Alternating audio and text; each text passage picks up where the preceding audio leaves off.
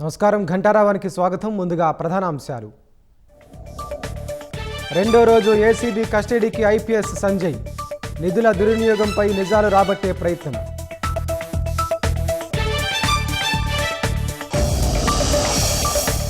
కర్నూలు జిల్లా పుల్లకుర్తిలో తండ్రిని చంపిన కుమారుడు.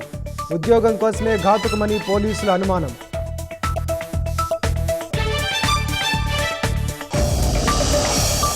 గుంటూరు రూరల్ తురకపాలెంలో మరణాల మిస్టరీ. 5 నెలల్లో 28 మంది మృతి. ల్యాబ్కు నీరు మట్టి నమూనాలు.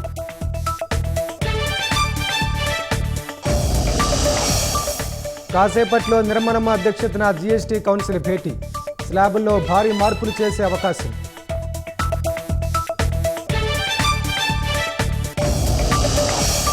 వాయవ్య బంగాళాఖాతంలో బలపడుతున్న అల్పపీడనం. రాష్ట్ర వ్యాప్తంగా ఎల్లో అలర్ట్. ఉత్తరాంధ్రకు భారీ వర్ష సూచన.